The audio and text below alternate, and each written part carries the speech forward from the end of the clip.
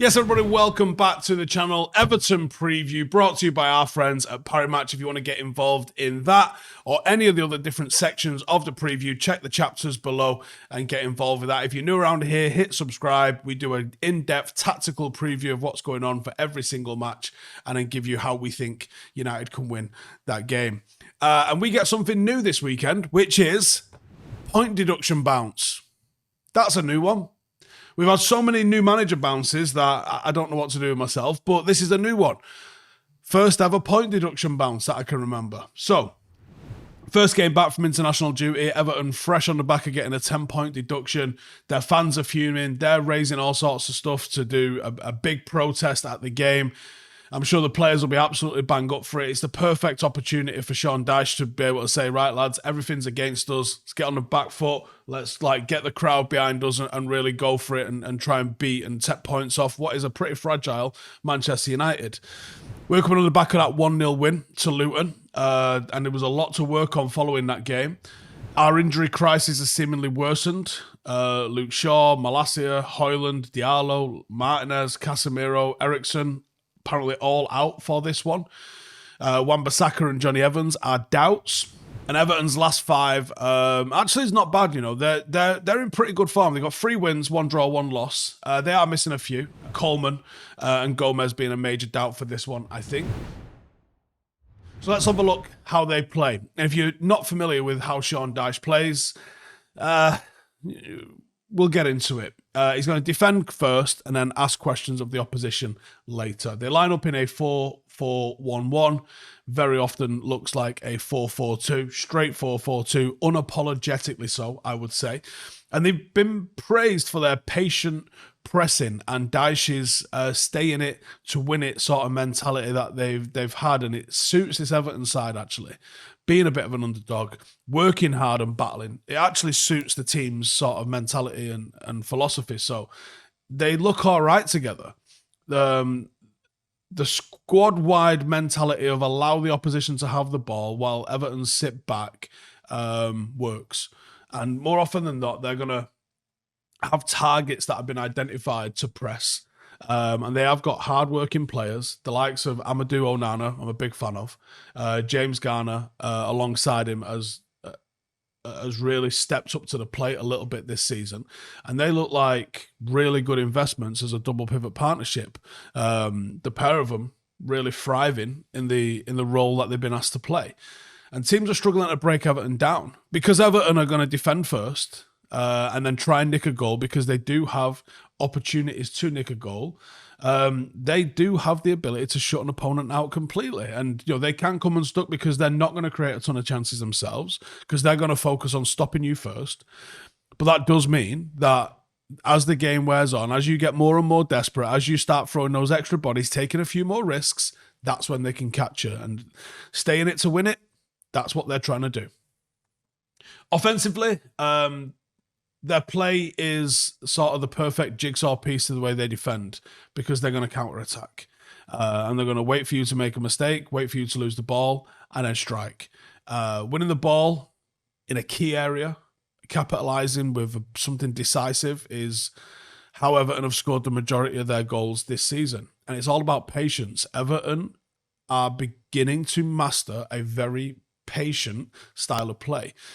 The wide men in Jack Harrison and Dwight McNeil are the outlets for them, and they combine with ruthless pace and precision, being very, very direct in their play. When they have space to run into, McNeil and Harrison are going to whip the ball into the box for Calvert-Lewin, who is a major aerial threat.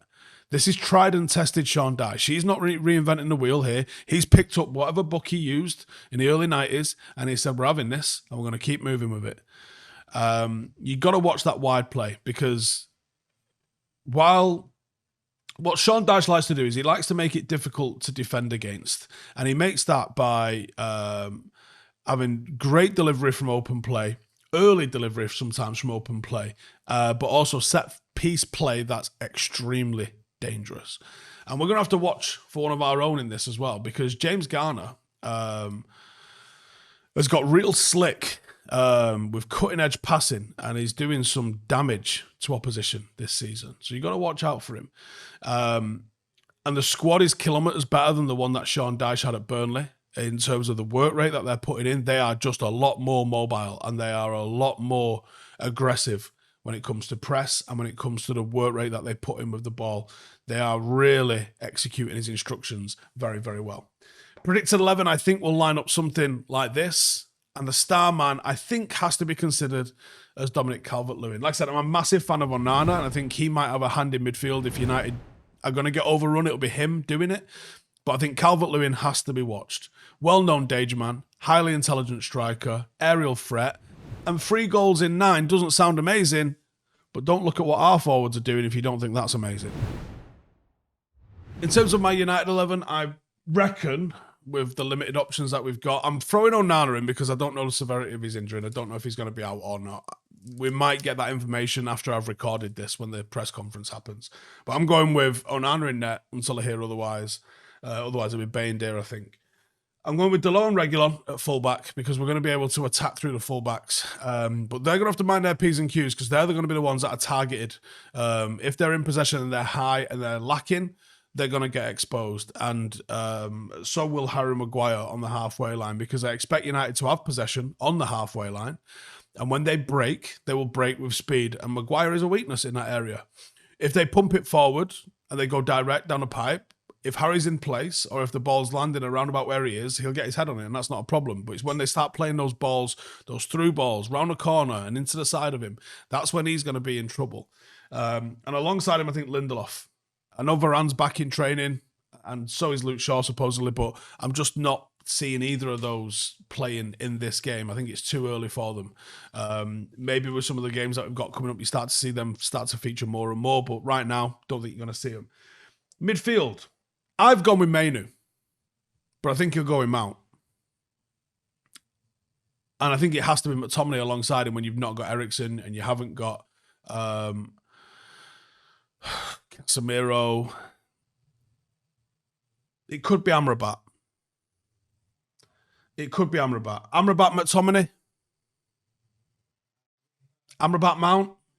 Amrabat, McTominay. Let's go with Amrabat, McTominay. I think it'll be Anthony on the right. He's got a blind spot with him. Just accept it. Rashford on the left. And with Hojlund being out, and I hope it's not serious, Anthony Martial up front. And I hope Hojlund's able to come over this and actually play because that'll be a huge asset to us in this particular game. Bruno in the 10 if I didn't already mention him. And Bruno's the match winner for this. United are going to have our work cut out and you're going to need our creative players, especially with Eriksen being out. It's going to have to come through Bruno, which is a problem because when the opposition know who the creative outlet is, they can get around him and cause him trouble. He's going to need to step up. 3 goals and 2 assists in 12 this season. He's been important, but that's low for his output. He's usually got a lot stronger output than that. So I want to see more from him in terms of that output. But with the injuries United have got, we're going to have to rely on the captain in this one, and he's going to have to stand up and be counted. And as I mentioned at the start of the video, I have got something special from Parimatch UK for today's video. How would you like the chance of a £50 free bet? Parimatch have recently launched a free-to-play football prediction game called Hat Trick Hunt. Every single week, you get the chance to predict 3 scores from the Premier League, and you get free rewards for every correct prediction that you make. If you get all 3 correct, you're going to get a £50 free bet. It's as simple as that. Now, I've gone with... there's tough games this week, but I'll tell you what I've gone with. I've gone with Newcastle and Chelsea. Chelsea have just started to round off into form real nice, and Newcastle are struggling. But they're very, very good at home. So I reckon a score draw is probably how it's going to go down here. And I think a low-scoring draw. So I'm going to say 1-1. Spurs and Villa. Spurs have got the same sort of injury problem that United and Newcastle have got going on. The home element might add something, but I think Villa look absolutely brilliant this season. And I think Villa take some points off them. I'm going 2-1 Aston Villa. And then it's United-Everton. And even though we're poor, and even though Everton are playing well, and even though all of the circumstances that make you think Everton are going to really stand up in this game because of the off-the-field stuff that's happening around them, I still think United have got the game in their hands here. So I've gone with 2-1 United. It's not the most confident I've ever been, but that's what I'm going for. Let me know your score predictions for those 3 games in the comments below. And if you do agree with my predictions, or you don't agree with my predictions, and you'd like to get involved yourself, then check the link below. Of course, you've got to be over 18. There are T's and C's that apply. Thank you guys to Parimatch for sponsoring this video. Like I said, 18 plus, log in, predict the correct score for each of the fixtures displayed, submit your scores. Prizes are going to include things like free bets or cash. The bonuses expire in 7 days. Prizes will be credited within 24 hours after the last event. Click the link in the description for the T's and C's. And obviously, if you're struggling, check out begambleaware.org.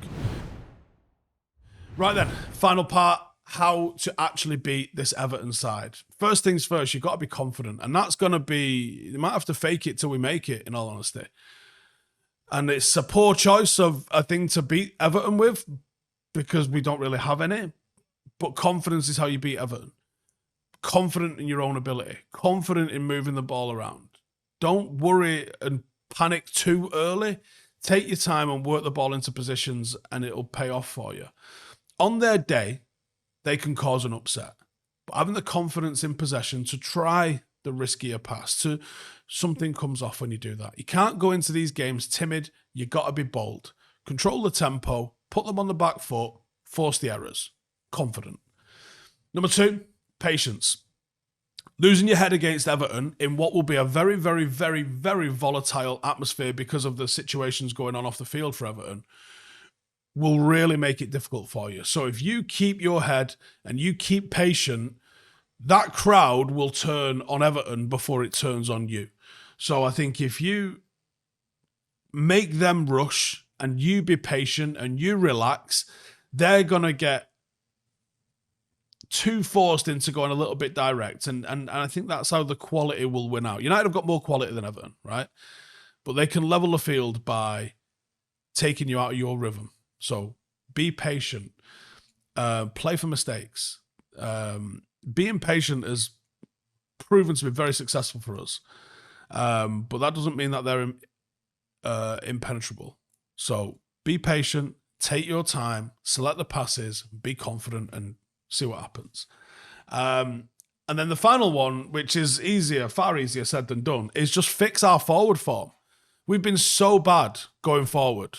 We've got so many talented forwards in the team. Rashford's done it plenty of times. It's time to come and do it again.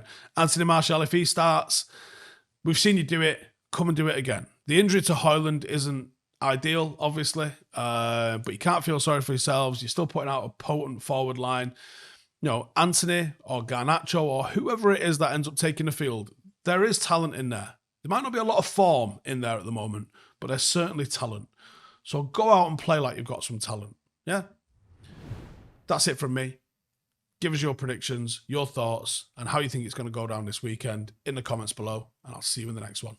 Laters.